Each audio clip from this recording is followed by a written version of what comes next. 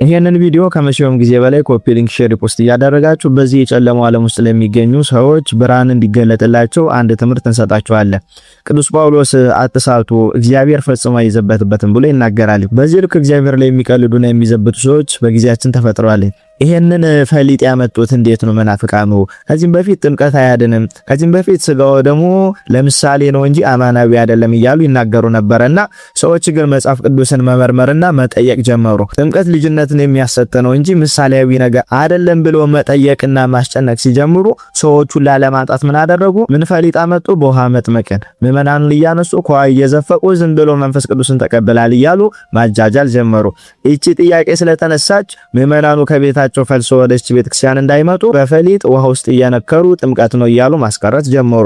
ከጊዜ በኋላ ደግሞ ሰዎች መጠየቅ ጀመሩ። ስጋዬን ያልበላ ደሜን ያልጠጣ የዘላለም ሕይወት የለውም ይላል እኮ መጽሐፍ ቅዱስ ብሎ መጠየቅ ሲጀምሩ ምሳሌያዊ ነው መታሰቢያ ነው የሚለው አስተምሯቸው እንደማያዋጣቸው አወቁና ምን ማድረግ ጀመሩ? ዳቦና ወይን አዘጋጅተው ይሄ የኢየሱስ ክርስቶስ ስጋና ደም ነው ብሎ በዚህ ልክ ደግሞ ምዕመኑን ማታለል ጀመሩ። እነዚህ ሁሉ ድርጊቶች የተፈጠሩት ከምዕመናኑ ጥያቄ ነው እንጂ እነሱ መጀመሪያው በዚህ ነገር አምኖበት አይደለም። ጥምቀት ማጥመቅም የጀመሩት ምዕመናኑ ስለጠየቁና ወደዚህ ፈልሰውባቸው እንዳይመጡ። አሁን ደግሞ እንደምትመለከቱት ዳቦ ቆርሰው ወይን ቀድተው ይሄ የክርስቶስ ስጋና ደም ነው ብሎ መስጠት የጀመሩት ደግሞ መጽሐፍ ቅዱስ ጋር እንዳይጋጩና ምዕመናኑ ለሚጠይቁት ጥያቄ የህሊና ረፍት እንዲያገኙ ዝም ብሎ በዚህ ልክ ምዕመኑን ማታለል ጀመሩ። የነዚህ ሃይማኖት መሪዎች ቀስ ብለን እንጨምራለን፣ እያየን እናሳድጋለን፣ የምዕመኑን ፍላጎት እያየን እናሟላለን የሚሉ ዘባቾች፣ ክርስቶስን እግዚአብሔርን የማይፈሩ አሳቾች የዲያብሎስ መጋለቢያ ፈረሶች ናቸው።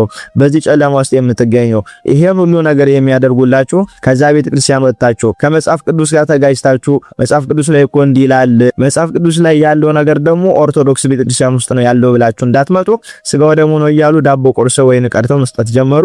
ጥምቀቱን ደግሞ ዝም ብለው ውሃ ነክረው የክርስቶስ ልጅ ነው የክርስቶስ ልጅ ሆናል ማለት ጀመሩ። ስለዚህ በዚህ ልክ አትታለሉ፣ እያታለሏችሁ ነው። እናንተ ወጣችሁ ወደ አማናዊት ቤተክርስቲያን እንዳትመጡ ወደ ክርስቶስ መንጋ እንዳትቀላቀሉ መጽሐፍ ቅዱስ ላይ ያለውን ነገር ሳያምኑበት እናንተ ስላላችሁና ፈልሳችሁ ወጣችሁ ወደ ቅድስት ቤተክርስቲያን እንዳትመጡ ለእናንተ ያዘጋጁት ወጥመድና የማባበያ የማቆያ ዘዴያቸው ነው። ስለዚህ መናፍቃን በዚህ ልክ ተረድታችሁ ትክክለኛው አማናዊው የክርስቶስ ስጋና ደሙ የሚቀዳባት ስጋው የሚፈተትባት እውነተኛ የመንፈስ ቅዱስ ልጅነት የሚያሰጥ ጥምቀት ያለውን በዚህ ቤተክርስቲያን መሆኑን አውቃችሁ ከዚህ ጨለማ ህይወት አምልጣችሁ ብርሃን ወደ ሆነች ወደ ቅድስት ቤተክርስቲያን እንድትመጡ ጥሪ እናስተላልፋለን። በዚህ ልክ ሰውን ባታታልሉ እግዚአብሔር ላይም ደግሞ በዚህ ልክ ባትዘብቱ እናንተ መናፍቃን መልካም ነው፣ ኋላ መጨረሻችሁ አያምርም። እውነትን እንዳልያዛችሁ ሐሰተኛ መንገድ ላይ እንደቆማችሁ አውቃችሁ ካፈርኩ አይመልሰኝ ብላችሁ የሰይጣን መጋለቢያ ፈረስ ሆናችሁ ህዝቡንም ለገሃነመ እሳት የምትማግዱ እናንተ ፓስተር ነን የምትሉ ሰዎች ብታርፉና ወደ ልቦናችሁ ተመልሳችሁ የልቦናችሁን ትዕቢት አጥፍታችሁ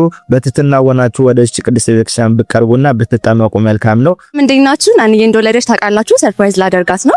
ሄመን ሰርፕራይዝ ኤንድ ኢቨንት ሰርፕራይዝ ሊያደርጉልኝ በጣም ዘማሪያቸው ጓደኛዬን እንኳን ማርያም ማረች ሊሉልኝ እቤት ድረስ መተዋል። በደንብ ኮፒ ሊንክ ሼር ፖስት እያደረጋችሁ ይሄንን ነገር ለብዙዎች አዳርሱ።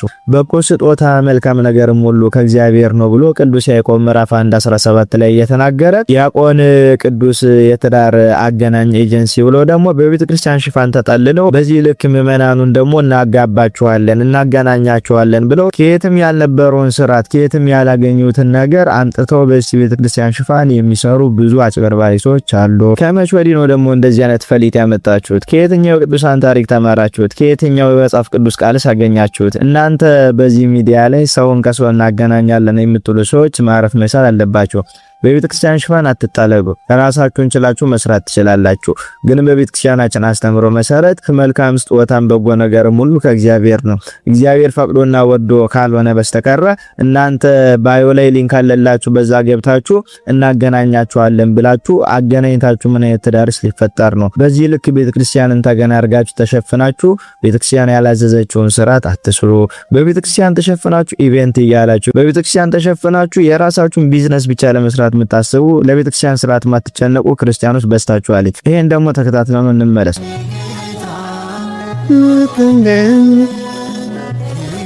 በዚህ ልክ ቤተክርስቲያንን ተገን አድርጎ መስራት ግን ተገቢ አይደለም። ነገ ደግሞ ቀለበት ሲያደርጉ ውጪ ላይ ደግሞ ፕሮግራም ኑሯቸው ሲገናኙ እነሱ ቢሄዱበት ሁሉ እናንተ ቃል እግዚአብሔርን እየሸቀጣችሁ ለገንዘባችሁ ብላችሁ ከስርዓተ ቤተክርስቲያን አንሳችሁ መገኘት አለባችሁ ወይ? ሰው ሲወልድ እንዲህ ተሰብስባችሁ መሄድ፣ ሰው ቀለበት ሲያስር እንዲህ የተሰበሰባችሁ መሄድ፣ ሰው ልደቱን ሲያከብር እንዲህ የተሰበሰባችሁ መሄድ። ለምንድን ነው ግን ሊና ያጣችሁት? የሚመክራችሁ አባት የለም ወይ? እረፉ የሚላችሁ ሰዎች የለም ወይ? በምን አይነት አግባብ ነው ይሄንን ስራ የምትሰሩት? ተው፣ ቤተክርስቲያንን አታዋርዷት። እናንተ ቤተክርስቲያንን ብታውቁና ስርዓቷን ብትጠነቀቁ እንዲህ ለምታደርጉት ስራና ለገንዘባችሁ ብላችሁ እንዲህ የምትስገበገቡትን ነገር ታቆሙና ታፍሩበት ነበረ። ስለዚህ ቤተክርስቲያንን በዚህ ልክ መሸቀጫ አታድርጓት። ዘመን ያመጣውን ጊዜ የወለደውን ነገር እየተከተላችሁ ዓለም ያደረገችውን ነገር ሁሉ ካልመሰልን በመንፈሳዊ ገልብጠን ካላደረግን ብላችሁ በዚህ ልክ ስርዓተ ቤተክርስቲያንን ባጥሱ መልካም ነው። ይሄ መልካም ነገር አይደለም፣ ስርዓትም አይደለም፣ ፈጽሞ ደግሞ የተከለከለ ነው። ቤተክርስቲያን እኮ የራሷ ክብር አላት። የቤተክርስቲያንን ክብር አታዋርዱ። ምን ችግር አለው? ሰውን ለማስደሰት እኮ ነው። ምን ችግር አለው? ይሄ እኮ ለበጎነት ታስቦ ነው አትበሉ። በዚህ ልክ ወርዳችሁ ዓለምን አትምሰሉ። ይሄ ፍጹም ተገቢ ያልሆነ ስራ ነው። ስለዚህ በዚህ ልክ ለወዳችሁ ብቻ አርዳችሁ ስርዓተ ቤተክርስቲያንን የምትጥሱ ሰዎች አደም መያዝ አለባችሁ። ይቺ ልጅ ጎበዝ ናት፣ ምክር ትሰማለች። ከዚህም በፊት ቪዲዮ ሰርቼባት የሰራችውን ቪዲዮ አጥፍቷ ነበረ። እዚህ ቪዲዮ ላይም ኮሜንት ውስጥ ገብቼ ስመለከት ተይ ስርዓት አይደለም ብሎ ሲነግሯትኝ አረ እናንተ በጸሎታችሁ አስቡኝ የሚል መልስ ነበረ ስትመልስ የነበረና ይሄ ነገር ግን ተገቢ ንግግር ነው ወይ? ቤተክርስቲያን ይሄንን በምን መልኩ ትመለከተዋለች? በዚህም ጊዜ ቅዱስ ቁርባንን ከናጤታችን ሆነን እንቀበል የሚሉ ሰዎች በስተዋል። ቅዱስ ቁርባንን ንጹህ ሆናችሁ ካልተቀበላችሁ እኔ ከናንተ ደም ንጹህ ነኝ ብሎ ካህኑ እጁን የሚታጠቡ ለምን ሆነና? ቅዱስ ቁርባንን ስትቀበሉ ከናጤታችሁ መታችሁ ከሆነ ስለ በረከት ፈንታ መርገምን፣ ስለ ስርየተ ኃጢአት ፈንታ ገሃነመ እሳትን ከእግዚአብሔር እጅ ትቀበላላችሁ ብሎ ዲያቆኑ የሚያውጀው ለምን ሆነና? ቅዱስ ቁርባንን ስንቀበል ንስሐ ሳንገባ ከኃጢአታችን ታጥበን ቀኖና ተቀብለን ሳንፈጽም አይደለም። ቅዱስ ቁርባንን ችግር የለውም ኃጢአትም እየሰራን ንስሐ ገባንም አልገባንም እንቀበላለን የሚሉ ክርስቲያኖች አሁን እየበዙ ነው። ለቅዱስ ቁርባን ያለን ክብር እየቀነሰ ነው። ንስሐ እኮ የምንገባው ከኃጢአታችን ልንታጠብ ነው። ንስሐ ማለት ደግሞ መጸጸት ማለት ነው። በደልን መተው ማለት ነው። ሱሪ መልበስ ኃጢአት ከሆነ ሱሪ በመልበሴ በደል ሰርቻለሁ ብለሽ ለንስሐ አባትሽ ተናገርሽ ማለት ይሄ በደል ልክ አልነበረም፣ አልሰራውም፣ ተጸጽቼበታለሁ ማለት ነው። መተው የምንችለውን ነገር መቅረት የሚችለውን ነገር ለእግዚአብሔር ብለን መተውና ማስቀረት ካልቻለን ምኑን ክርስቲያን ሆነን? ከእግዚአብሔር በላይ የበለጠብን ነገር ካለ ያ ነገር ለኛ ጣዖት ነው። ሴቶች ሱሪ አውልቃችሁ ቀሚስ ልበሱ ስትባሉ መልሳችሁ እንዲህ ከሆነ ሱሪውን ከእግዚአብሔር በላይ ወድጄዋለሁ፣ ኃጢአቴን አስበልጫለሁ፣ ግን ደግሞ ከናጢያቴም ቢሆን እግዚአብሔር ማሪ ስለሆነ ስጋው ደግሞ ልቀበል ችግር የለውም ወደሚል ኮንሰፕት ሶን እየወሰዳችሁት ነው። ስለዚህ ወንዶችን ብትሆኑ ሴቶች ከናጢያታችሁ ሲሆን ንስሐ ገብታችሁ ቀኑና ተቀብላችሁ ለሰራችሁት ኃጢአት ድጋሚ አልሰራውም ብላችሁ ተጸጽታችሁ ነው እንጂ እንደዚህ አይነት ንግግር ተገቢ አይደለም። ቅዱስ ቁርባን የምንቀበለው ከኃጢአት ልንጸዳ እንጂ ንጹህ ስለሆነን አይደለም ብሎ የሚነገረው ንግግር ለራሱ ሰነፍ ክርስቲያንን እየፈጠረ ነው። በዚህ ልክ የምታስተምሩ መምህራን ካላችሁ ምዕመኑ ለቅዱስ ቁርባን ያለውን ክብር ዝቅ እንዲያደርግ እያደረጋችሁ ነው። ከኃጢአት ልንነጻ እኮ ነው የምንቀበለው፣ ግን ኃጢአታችንን አምነንበት በኃጢአታችን ውጥኝ ብለን እየሰራን ቢሆን ችግር የለውም ብለን አይደለም ቅዱስ ሥጋውን ክቡር ደግሞ የምንቀበለው። ሱሪ የለበሽ በደል እየሰራሽ ስርዓት እየጣሽ መሆኑ እየገባሽ በዚህ ልክ ያንን የገባሽን ኃጢአት እንኳን መተው ካልቻልሽ ችግር የለውም ብለሽ ደግሞ ቅዱስ ሥጋውንና ክቡር ደግሞ የምትቀበይ ከሆንሽ ይሄ ስጋና ደም ለበረከት ሲሆን ለመርገም፣ ለስርየተ ኃጢአት ሲሆን ለገሃነመ እሳት የሚከት መሆኑን ማሰብ መቻል አለብሽ። ይሄንን የምናገረው በሱ አማካኝነት እንዲህ አይነት ሐሳብ ላላችሁ ለሁላችሁ ክርስቲያኖች ነው። ስለዚህ ይሄንን ቪዲዮ አጥፊው ሰዎችን በሚያዝናና መልኩ ሰዎችን በሚያስተምር መልኩ ሐሳቡን ላስይዛቸው ብዬ ነው የሚል ሐሳብም ተገቢ አይደለም። እንደዚህ አይነት ስርዓት ቤተክርስቲያናችን የላትም። እንደዚህ አይነት አስተምሮም ደግሞ ዘመኑን እንዋጃለን ዘመናዊ እንሆን ምን ችግር አለው ብሎ ከሚያስተምሩና ከሚናገሩ አላዋቂ መምህራን የተሰነዘረ ቃል ነው። ስለዚህ ሥጋው ደግሞ ያለውን ክብር አውቀን ከኃጢአታችን ጸድተን ንጹህ ሆነን ማለት ነው ሲባል ንስሐ ገብተን ማለት ነው። ሁለተኛ ነገር ደግሞ ከእግዚአብሔር በላይ የበለጠብንን ጣዖታችንን አጥፍተን ማለት ነው። ሶስተኛ ነገር ደግሞ ሥጋው ደግሞ ከተቀበልን በኋላ በተቻለን መጠን ለመጠንቀቅና ከኃጢአት ለመራቅ ማለት ነው እንጂ ከነ ኃጢአታችን ከነ በደላችን ተቀብለንም በደል እንሰራለን ሳንቀበልም ብንሰራ ችግር የለውም የሚለውን ለማረጋገጥ አይደለም። ስለዚህ በዚህ ልክ ተቃኝታችሁ ይሄንን አስተሳሰባችሁን አስወግዳችሁ ስጋው ደግሞ ልትቀበሉ ስትሉ ከምትችሉት በደል መቶ ከምትችሉት ኃጢአት ሁሉ ተቆጥባችሁ ንስሐ ገብታችሁ እንጂ መቶ የምትችሉትን ሳትችሉ ችግር የለውም በሚል ስጋው ደግሞ የምትቀበሉ ማረፍ መቻል አለባችሁ ለማለት ነው። ሁላችሁም ይሄን ቪዲዮ ኮፒ ሊንክ ሼር ፖስት እያደረጋችሁ ለብዙዎች እንዲዳረስ አድርጉ። በዚህ ልጅ ቪዲዮ ላይ ሐሳብ አስተያየቴን ሰጥቼ ነበርና ብዙዎች በኮሜንት ከአንድ ክርስቲያን የማይገባ ንግግርና አላዋቂነትን የሚያንጸባርቅ ኮሜንት ሲያደርጉ አየውና መታረም መቻል ስላለባቸው ደግሜ መጣሁ። ምክንያቱም በጌታችን በመድኃኒታችን በኢየሱስ ክርስቶስ ስጋና ደም ላይ ቀልድ ስለሌለ ማለት ነው። ምክንያቱም እቺ ልጅ ምን ብላ እየተናገረች ነው? ቅዱስ ስጋውን ክቡር ደሙን የምንቀበለው ንጹህ ሆነን ሳይሆን ስጋው ደግሞ ሊያነጻን ነው የምንቀበለው ብላ እየተናገረች ነው። ይሄ ትውልድ ደግሞ በጣም ደካማ ነው። ይሄንን ነገር ይፈልገዋል። አባቶቻችን ይሄን ነገር ግን በመጽሐፍ ቅዱስ ላይ እንዲህ ነው ወይ በአባቶቻችን ቅዱሳን ታሪክ ላይ እንዲህ ነው ወይ ያገኘ ነው የሚለውን ስንጠይቅ እንደዚህ አይነት ታሪክ አላገኘንም። ምክንያቱም ሰው ቅዱስ ስጋውንና ክቡር ደሙን መቀበል ያለበት ንጹህ ሆኖ ነው። ሰው ከኃጢአት ንጹህ ይሆናል ማለት አይደለም። በነገራችን ላይ የሰው ልጅ ኃጢአት ከመስራት ንጹህ ቢሆን ኃጢአት ከመናገር ንጹህ አይሆንም። ኃጢአት ከመስራትና ኃጢአት ከመናገር ንጹህ ቢሆን ደግሞ ኃጢአት ከማሰብ ንጹህ አይሆንም። በእነዚህ ነገሮች ንጹህ የሆነች እመቤታችን ቅድስተ ቅዱሳን ንጽሕተ ንጹሐን ድንግል ማርያም ብቻ ናት። ቅዱሳን እንኳ ከገቢረ ኃጢአት ከነቢብ ኃጢአት ነፃ ቢሆኑ ከሐልዮ ኃጢአት ነፃ አይሆኑ። ስለዚህ የሰው ልጅ ኃጢአት ሳይሰራ ይኖራል ማለት አይደለም። እና ምን ማለት ነው? ቅዱስ ስጋውንና ክቡር ደሙን ስንቀበል ንጹህ መሆን አለብን ብለን ስንናገር ሲባል ቅዱስ ስጋውንና ክቡር ደሙን ከመቀበላችን በፊት ንስሐ መግባት አለብን ማለት ነው። ለሰራነው ለዛ ኃጢአት ችግር የለውም ኃጢአት ሰርተናል፣ ከዚህም በኋላ ኃጢአት መስራት አናቆምም፣ ስለዚህ ቅዱስ ስጋው ደግሞ ዝም ብለን እንቀበል የሚል እሳቤ እንዳይኖር ሰው ኃጢአት ሲሰራ ንስሐ መግባት መቻል አለበት። ይሄንንም ቅዱስ ጳውሎስ በአንደኛ ቆሮንቶስ ምዕራፍ 11 ቁጥር 27 ላይ ሲናገር ማንም ሰው ያልተገባ ሆኖ ሳለ የጌታን ህብስት ቢበላና የጌታን ጽዋ ቢጠጣ የጌታን ስጋና ደም በማቃለሉ ይጠየቅበታል ብሎ ይናገራል። አሁን እናንተ ችግር የለውም እግዚአብሔር እንደሰው አይደለም፣ ሱሪ መልበስ ኃጢአት መሆኑን ታውቂያለሽ፣ ስለዚህ ቀስ በቀስ ትተዋለሽ፣ አትጨነቂ፣ ዝም ብለሽ ብቻ ስጋው ደሙን ተቀበይ፣ ጌታ ቸር ነው እያላችሁ የምትናገሩ ሰዎች ምን ላይ ቆማችሁ ያንን ነገር ተናገራችሁ ብትባሉ ማስረጃ የላችሁም።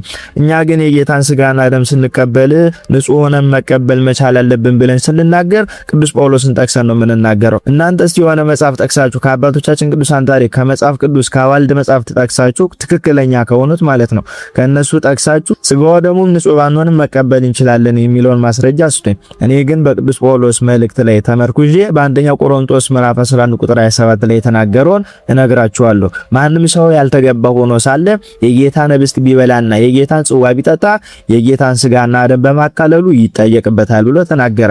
ስለዚህ ንጹህ ሳትሆን ሳይገባ ንስሐ ሳገባ ከዛ ኃጢአት ተጸጽተ ተመልሰ ንጹህ ሳትሆን የጌታን ስጋና ደም ብትቀበል የጌታን ቅዱስ ስጋውንና ክቡር ደሙን ብትበላ ብትጠጣ በማቃለል ትጠየቅበታል። የመጀመሪያው በማቃለል። ሁለተኛ ደግሞ እንዲህ ብሎ ቁጥር 28 ላይ ተናገረ። ስለዚህ ማንም ሰው ይህን ህብስት ከመብላቱና ይህን ጽዋ ከመጠጣቱ በፊት ራሱን መመርመር አለበት ብሎ ቅዱስ ጳውሎስ ተናገረ። ራስን መመርመር ማለት እኮ ቅዱስ ስጋውን ክቡር ደሙን ከመቀበል በፊት የሰራውት ኃጢአት ምንድነው? ይሄን ኃጢአቴን ደግሞ መርምሬ ለካህን ማሳየት አለብኝ። ለዚህ ለሰራውት ኃጢአት ደግሞ ካሳ መካስ አለብኝ። ይሄንን ኃጢአት በሰራውበት በበደልኩበት ደግሞ ክርስቶስን ልካስ ብሎ ቀኖና መቀበል አለበት። ስለዚህ ማንም ሰው ይሄንን ህብስት ከመብላቱ ይሄን ጽዋ ከመጠጣቱ በፊት ራሱን መመርመር አለበት ብሎ ቅዱስ ጳውሎስ ተናገረ።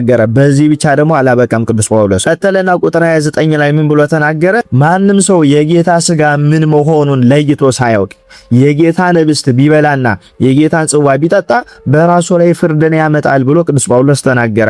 ስለዚህ የጌታን ቅዱስ ስጋውንና ክቡር ደሙን ስንቀበል አቃልደን ችግር የለውም ኃጢአት መስራት አናቆም። ቅዱስ ስጋውንና ክቡር ደሙን ንጹህ ሆነን ከኃጢአት ሰርተን ሳይሆን ስንቀበለው ነው ንጹህ የሚያደርገን እያላችሁ በዘበት የምትቀበሉ ሰዎች፣ የጌታን ስጋ የምትበሉ የጌታን ጽዋ የምትጠጡ ሰዎች በራሳችሁ ላይ ፍርድን እያከማቻችሁ ነው። ከቅዳሴም ሳይመጣላችሁ ደግሞ ዲያቆኑ ምን ብሎ ይናገራል? ይሄንን ስጋና ደም ንጹህ ሳይሆን የተቀበለ ቢኖር በበረከት ፈንታ መርገምን ይቀበላል፣ በስርየተ ኃጢአት ፈንታ ደግሞ ገሃነመ እሳትን ከእግዚአብሔር ዘንድ ይቀበላል ብሎ ያውጃል።